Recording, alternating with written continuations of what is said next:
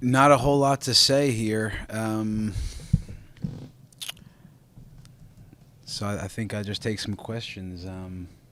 We're just looking forward to getting home and that home game um,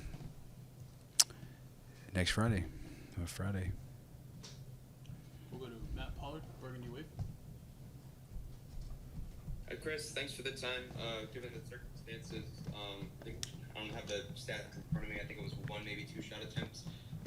What didn't you like about what the team was doing offensively? How much of that was maybe the game plan versus the players' execution of it? What needed to be better there? Thank you. Well, yeah. Look, we it's now 6 halves against the Galaxy, and 3 were pretty solid, and the first half was one of them. Um, I think we might have had 0 shots. I think they had 3. I'm not so sure, but maybe 4. But against the best teams, what we're learning and we know is it has to. It's 90 minutes is what it takes. So putting in decent halves of soccer is not the way to victory. So, Matt, there's a lot of things in there. In terms of the offense, you can see that you can give some credit to the Galaxy, just disrupting some attacks, but we got to be better with the ball, got to make better decisions in the final third. This can help you get more chances and shots and limit transition moments, which cost us in the second half. It's a shame that in the first half, where we're stifling things in many ways, we give up a set piece goal. So you come in and you have to start chasing it. A team in their building. I don't think they've lost all year in this building. So we know it's a big challenge. We want to be the first team to beat them in this building. So we're going to go home, take care of things, and come back and do that. But the attack, I think it's pretty straightforward. Got to be sharper. Then you get shots. It has nothing to do with the game plans. You ask about the game plan. We have a game plan with the ball, and got to be sharper.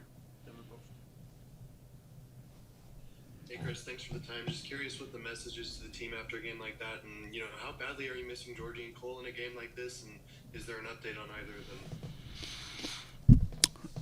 The message is clear. These games they come. It's a good team, and we found out again, right? It's a good team. We knew that, and we were up for it. But the message is clear that however many goals you lose by here, the next game is the important one right now. So you got to get home. 18,000 fans waiting for us on Friday night, and we're going to figure this out. And that I'm the type of coach and person that'll look hard at it and find a solution to help us do that. So that's the message. That's Matt.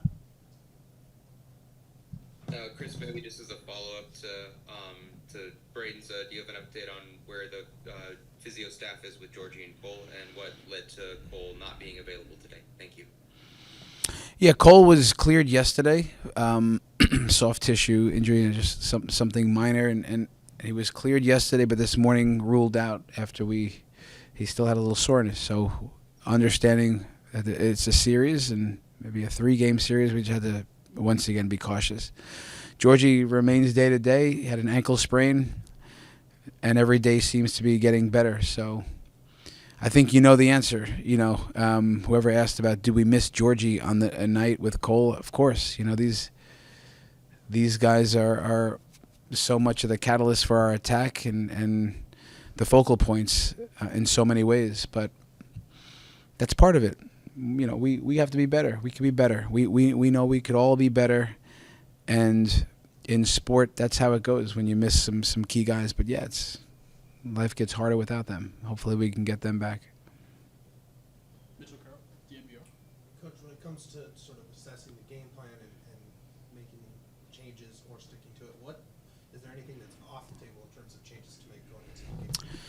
No, nothing's going to be off. We learn what works. We learn what hurts us. Again, it's why giving up a a lofted corner kick goal, it hurts. That's 0-0 at halftime. In the playoffs, when the margins are thin and you play against the very best teams, when you playing the higher seeds, that will cost you games. And nothing will be off the table. We'll look hard at it to see how can we continue to disrupt their attack, make it hard for Ricky Puig, which we did for long stretches until that thing opens up. And it's, as we all know, goals change games. They change the feeling, it's momentum, they grow, we shrink. This is part of it. So, again, I think we've had some decent things that have helped us, and I'll have to figure out what gets it over the finish line. I'm sure we're going to win the game in Colorado. I'm sure of it. Reggie came out, was really physical and chirping and getting into it with Paintsel. What does that do for the team mindset-wise to have a guy like that that's able to come out and put some fight into a game like that? It means a lot. It's why one of the reasons we brought Reggie. He's a competitor. He's a winner. He's a competitor. He's athletic. He's physical. He's smart.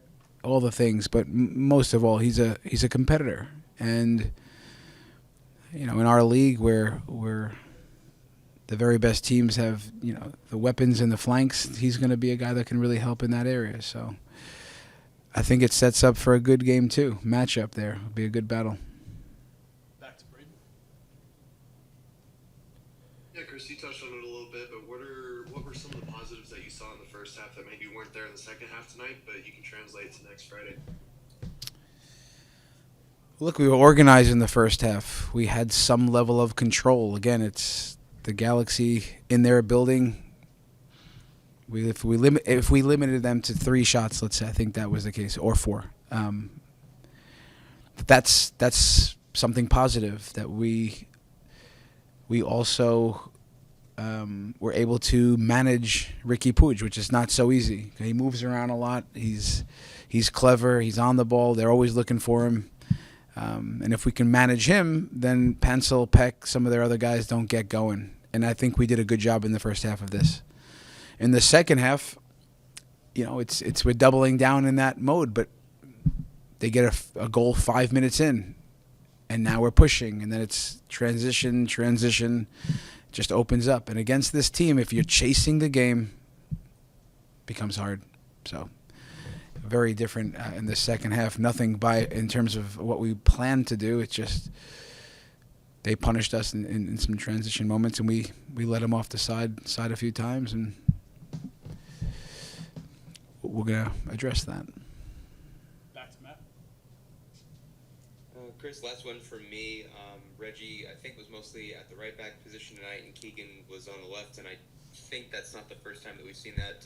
Walk me through the thinking behind the positioning of those 2 players, given their skill sets. Thank you. Yeah, we know that Keegan and Reggie are just two robust defenders and fullbacks in on our team, and we think that Keegan's had some reps that at least I've seen on the left, and Reggie's most comfortable on the right, and we put those 2 in their more comfortable spots on the night to address Paintsel and Peck, 2 of the best wingers in the league. So that was the thinking behind it. Again, you could see for long stretches that's not an issue for us because we took care of the guy that delivers to them, Ricky Puig. But when the game opens up, this gets tricky. So that was the thinking behind it, Matt. Back to Mitch. Coach, Johnny Lewis and Wallace kind of both were shown yellows for kind of interacting with the ref and kind of seemed to kind of let some emotions get into that. Obviously, with the scoreline, it's easy to get into that kind of mindset, but how do you kind of approach that for the week to get ready for you? Listen, they're could add more guys on yellows. I'd like to see more of our guys kicking them back. I mean, Paintsel kicks one of our guys in the first half, reacts to it. No yellow card, nothing. I was confused about that one. But yeah, guys showing fire, showing some frustration, showing some life and energy, and wish I could have kicked a few people. To be honest with you, I don't mind that. We're not a dirty team. We're the lowest yellow cards in the league. I think we need more bite in a game like this, to be honest with you. Cindy Cole, Colorado Rapids. Coach, across the starting 11 and substitutes tonight, there were 7 Rapids players that make their MLS or playoff debuts. What can this matchup and Fridays kind of tell them about the level of competition that this league brings and how the postseason really is and such a cutthroat competition like this one? Yeah, look, I didn't know. Seven players got their MLS playoff debut. Yeah, I mean, not surprising because we are the youngest team in the conference, and with being young comes so many positives. Our ability to run and play with energy and step on a pitch fearlessly, and also it's that we have opportunities like this to gain experience, which will be valuable for us. So it's a testament to the team that's gotten us this far. It's yeah, they'll all be better for that. So it's tough, that the young guys also, these types of games and losses hurt, and it's when you're a little bit older, you can almost, cope with that a little bit better at times, I think, so we got to quickly rebound. Our guys are fearless, the young guys especially, so experience. We gained some experience tonight.